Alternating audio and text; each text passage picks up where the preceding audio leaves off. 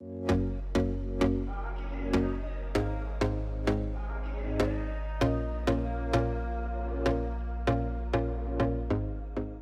choice plays a big part in our lives, doesn't it? We all make decisions every day. Every day that you wake up, you decide what you're going to have for breakfast, what you're going to wear that day, what you're going to do. Well, sometimes you don't get to choose what you've got to do. You've got to go to work. That's not a choice. Just you can choose whether or not you go, I suppose, can't you? But choice does play a big part in our lives. Peter Drucker was one of the world's most sought-after management gurus in the 20th century.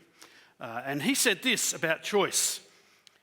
He said, choice is, I've got the quote up there, it says, choice is, the defining feature of our generation is not technology, medicine, invention, or discovery.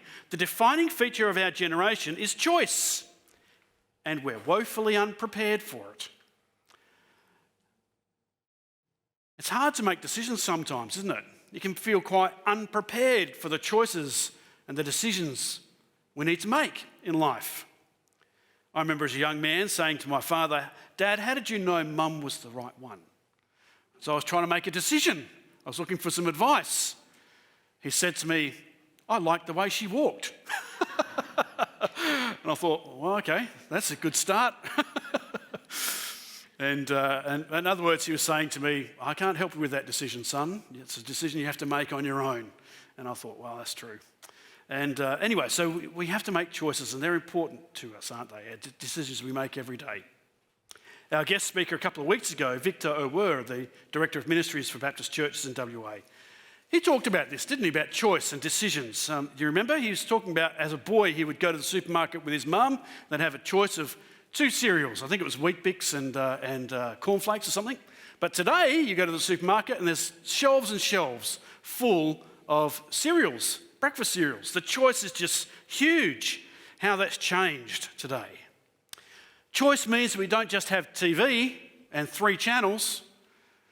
We have on-demand streaming to any device, your phone, a laptop, your television, a tablet, whatever it is, with an endless supply of shows to choose from. Choice means that you enter a search into Google and you get about 500,000 responses of things that you could look at. We can choose our religion, we can choose our political leaders, we can choose our lifestyle. And in every season of life, we get to choose whether we will follow God's will or not. Of all the decisions we make, the most important choice is between living within God's will or stubbornly pursuing our own path. And as we look at these 2 Psalms, Psalm 1 and 2, we discover that being indecisive about that and being uncommitted about that can cost you your life. That the choices we make are critical as to whether or not we will thrive in life or just survive through life. Now, on the surface, as Bruce read those Psalms for us, they might sound familiar. We see this in the Bible, throughout these themes throughout the Bible, but also in movies today, you know, the battle over good and evil. Will the righteous prosper? Will the wicked prosper? Will the wicked perish? Who will perish? Who will win? The theme of God blessing the righteous. I guess most of us would be familiar with those scenarios, that God blesses the righteous and the wicked perish.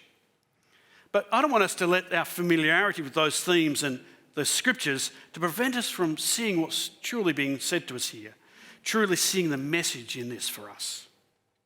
See, what these 2 Psalms are showing us is that in every season of life, we get to choose whether or not we will walk with God.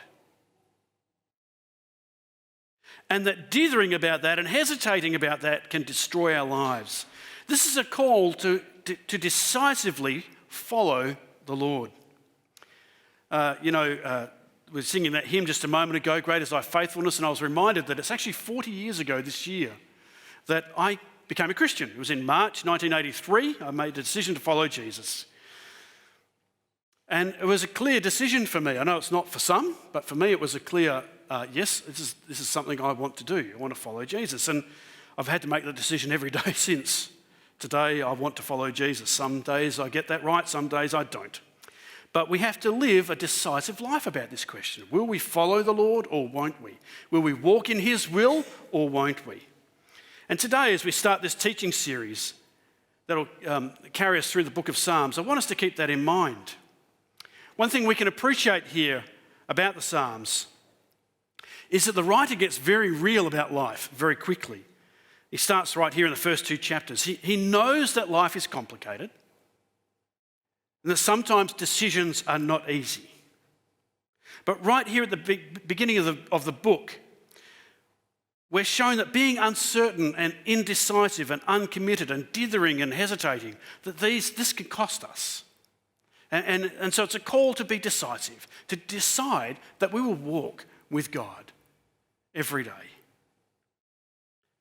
Now, most of the Psalms were written about 1,000 years before Christ, so we're talking about material that was written about 3,000 years ago. But there's nothing new under the sun, and we discover here in the Psalms, like our own world, people in the world of the Psalms, they also experienced suffering and injustice. And they also experienced the challenge of making decisions and choices each day. It's a world where people often lived at their worst, much like our own world. It's a world where things don't always work out how they're supposed to, much like our own world. It's a world where there's two kinds of people, and we get to choose which kind we're going to be. It's a world where there's two ways to walk, and we get to choose one way or the other. And it's a world where there's two destinations, and we get to choose which one we're going to go to. And so the overall message of these two chapters and the overall message of the book of Psalms in general is this: choose wisely. Choose wisely. And so here in the first two chapters of Psalms, the writer raises life's most important question: which way will you choose to go? Will you choose to live within God's will, or will you stubbornly choose your own path? And chapter 1 starts by asking that question of each one of us. The very first word in Psalm 1 is blessed. Psalm 1 verse 1 says this: blessed is the one who does not walk in step with the wicked, or stand in the way of sinners, or stand in the way sinners take, or sit in the company of mockers. And blessed is an important word. Right throughout the book of Psalms, it's used more than a couple of dozen times. And here in chapter 1 and 2, the word blessed acts like a kind of frame. It's in the very first line of Psalm 1, and it's also in the very last line of Psalm chapter 2. And taken together, Psalm 1 and 2 kind of describe or define the blessed life. And these chapters challenge us to choose the blessed life. According to Psalm 1, those people who constantly delight in the word of God, those who are relentlessly attentive and receptive to what God has to say, they are the people who will live a blessed life.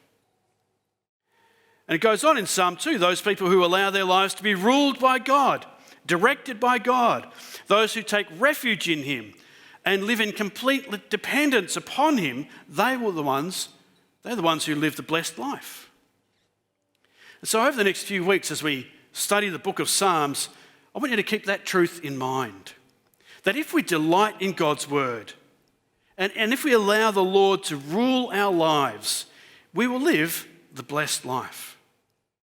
And as we study this book, we'll see that this choice between the blessed life and the rebellious life, was something that was shared by all the psalmists, all the writers, not just David, but also Solomon, Moses, the sons of Korah, Asaph, and all the other writers of the Psalms. They all experienced challenges in life, but they also experienced the blessed life.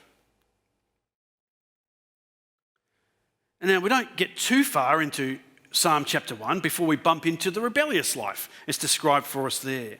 We're confronted with a contrast between the blessed life on one hand, which is open and receptive to God's instruction, and the wicked life which arrogantly refuses to live and follow the Lord's guidance. says in verse 4, Psalm 1 verse 4, "Not so the wicked, they are like chaff that the wind blows away." And so we find this contrast, this sharp contrast between the way of the righteous on the one hand and the way of the wicked and rebellious on the other. We're told that the righteous are like a fruitful tree planted by streams of water in verse 3. But the wicked are likened to dry chaff that the wind just blows away.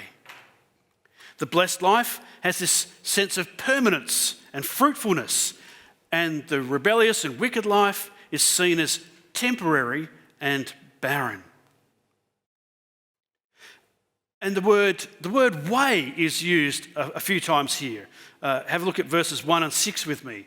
It says, "Blessed is the one who does not stand in the way of sinners."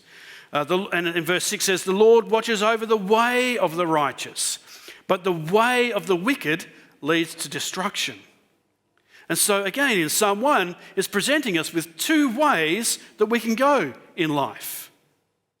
And the way we choose will determine the outcome for us. The very first word in Psalm 1, as I've said, is blessed. And the very last word in Psalm 1, the very last word is destruction. And so they're like two bookends, blessing and destruction. And between those bookends of life and death, the psalmist paints a picture for us of how to live the God-directed life. It encourages us to choose the God-directed life. The person who chooses that kind of life, the God-directed life, is like a tree planted beside a source of water, we're told, that they will never be without the resource that sustains life. Of course, this is talking about God's life-giving word. And this life is a fruitful life. It's a life that produces good outcomes. But it's also a life that's stable. It's rooted solidly right beside the river, the source of life-giving water. On the other hand, in contrast to that, the wicked life, the rebellious life, is described as dry and barren, a wasted life, a lightweight life, an inconsequential life, a life which is easily swept away. And so we see on the one hand, the righteous are like a well-placed tree whose stability allows it to live and flourish and to bear fruit. And on the other hand, the wicked are like chaff that the wind just blows away. I don't know if you've ever done that, held chaff in your hand and it's just so lightweight, there's nothing to it. There's nothing substantial about choosing the rebellious life. There's no stability, no roots, no place to stand. It's a bit of a lost life, a life that's blown along by any kind of wind that comes along. And to some, they might say that actually sounds like a bit of a carefree life, just to go with the flow and be blown along by whatever happens. But that's not what the psalmist has in mind here. It's a life that's blown along in a way that's restless, a way that's wearisome, a way that's exhausting, not free and relaxed. It's a life characterised by various postures like walking and standing and sitting. We see that in verse 1. Psalm 1, verse 1 again says, "Blessed is the one who does not walk in step with the wicked, or stand in the way that sinners take, or sit in the company of mockers." This is a lost life. It's always on the move, not because it's making advances, but because they have no life-giving roots. Because there's no roots, the life is brief. It's a wasted life. It's an inconsequential life. You know, even the structure of this psalm points out that the rebellious are outside of God's blessing. Take a look with me at verses 5 and 6. Psalm 1, 5 and 6. It says, "Therefore the wicked will not stand in the judgment, nor sinners in the assembly of the righteous. For the Lord watches over the way of the righteous, but the way of the wicked leads to destruction." The structure of how this is written here is instructive to us. It teaches us something. It's actually an intentional construction. The sequence of wicked and righteous, and then righteous and wicked, it's a literary device that the author uses to show us that the wicked are on the outside, and that on the outside they cannot stand. They will not stand in the judgment. Wickedness leads to destruction. They cannot stand. They're outside of God's blessing, where they are exposed to destruction. But see where the righteous are. They're right in the centre, literally in the centre here. The righteous are at the very centre of God's attention. They stand in the assembly of the righteous, and the Lord watches over the way of the righteous. They get God's attention. These are people who are being attentive and receptive to God's instruction. And because of this, they are always sustained in life, like trees planted by a river, we're told. Of course, the wicked, the rebellious, they're not receptive to what God has to say. And they're not receptive because they believe their opinion is more important than God's opinion. They actually think they know better. And it's through this unteachable arrogance that they cut themselves off from the very source of life. Now, before we move on to chapter 2, I just want to point out one more thing here, and it's actually really quite alarming. And that is the way that wickedness is defined here in chapter 1. Just in case you and I think that it doesn't apply to us, that we're not guilty of any heinous crimes, that we're not the outsiders, that we're not violent people or evil or deviant. But what's so sobering here is that wickedness is simply defined as being self-centred rather than God-centred. And we can all be guilty of that, can't we, at times in our lives, being self-instructed rather than God-instructed, self-centred rather than God-centred. We're happy to live under our own instruction rather than the instruction of God. And so wickedness is defined as going your own way instead of going God's way. This is the definition of sin. It's quite simple. Sin is simply deciding to live life your own way with no reference to God. That's it. I'm going to go my own way without any reference to God. That's sin. And I think sometimes we can all be guilty of that. We can all be self-instructed. We can all step out of the centre of God's will into that barren place where we face the possibility of destruction. Sometimes our sin, our wickedness, our self-instructed lives leads to destruction. It destroys relationships, opportunities, potential, our reputation, can destroy our peace, our joy, and so on. And so in Psalm 1, there are two kinds of people. And in life, we get to choose to be one or the other. And there are two paths we can take, and they lead to vastly different ends, blessing or destruction. And so this psalm calls us back to the blessed life, the life of the righteous. Now, as we read through this psalm, as we reflect on this psalm, some of us here will be comforted by that because there's great comfort in knowing that God's instruction can sustain our lives under any circumstance. And I know that many of us here get up and start our day under God's instruction in his word. And it carries us, his instruction carries us through the day. In fact, for some of us, without it, we wouldn't make it through the day. But for others, perhaps you dwell on that and you feel threatened by this because you want to be in charge of your life. You want to live a self-determined life. You want to trust in your own wisdom. Well, you know what? You're free to choose. And the psalmist says, you're free to choose. The choice is yours. You can choose the way of blessing, which is at the centre of God's will, or you can choose the way that is outside of God's will and outside of God's blessing. So a question that I want you to consider today that we can take away from this is, where are you flirting with a self-directed life? Are there corners of your life where you are not consulting the Lord when you know you should be? Friends, in this first chapter of Psalms, we're encouraged to choose the life of blessing, the life that's rooted in the instruction of the Lord, the God-directed life. And then there's chapter 2, and chapter 2 starts with a question, another question. Psalm 2 verse 1 says, "Why do the nations conspire and the peoples plot in vain?" So chapter 1 is like we've been zoomed in and looking at our own relationship with the Lord and whether or not we're walking with him in the life of blessing or whether we've chosen to live outside of his will, the life of destruction. But in chapter 2, it's like the writer here zooms us way out to take a view of the whole earth and all of its nations and all of its people. Why do the nations conspire and the peoples plot in vain? And he gets very real about the world. The writer knows that nations and people and rulers often set themselves up against God. And it's always been that way. In fact, it's even more specific than that. It says in verse 2, Psalm 2 verse 2, the rulers band together against the Lord and against his anointed. It's referring to Jesus. The world sets itself not only against God, but against his chosen one, his anointed one, Jesus.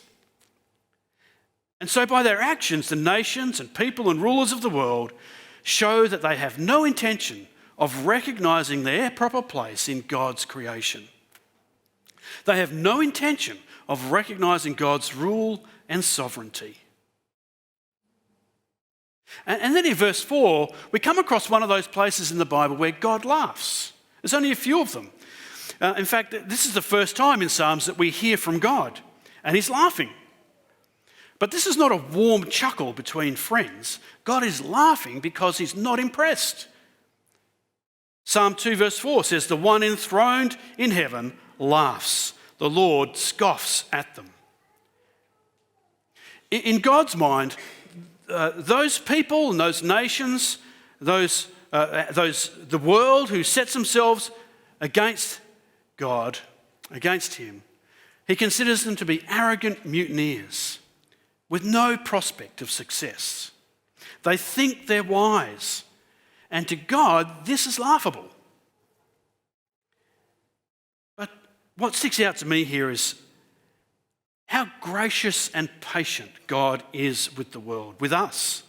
He doesn't want anyone to perish.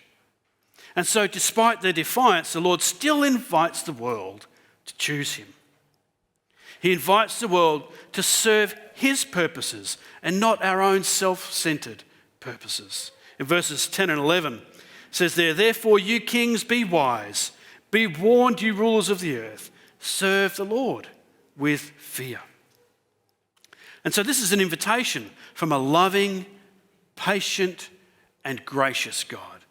An invitation to live a God-centered, God-directed, God-instructed life. Not a self-centered, self-instructed, self-directed life. And so what we learn here is that no one can ignore that invitation in their life. Not even kings and rulers can ignore that invitation. We are all required to make a response. Will we walk with the Lord or won't we?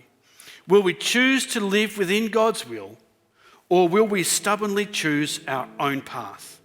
Will you follow the Lord, or will you rebel against him? That's the question we face here. And it's the question we face when we ask ourselves, are we really following the Lord in every area of our lives? Or are we going our own way? Another way to put this question is this: who's in charge of your life? Who's in charge of your life? And as I reflected on that question myself this week, I was, of all things, reminded of a quote from a John Goodman movie.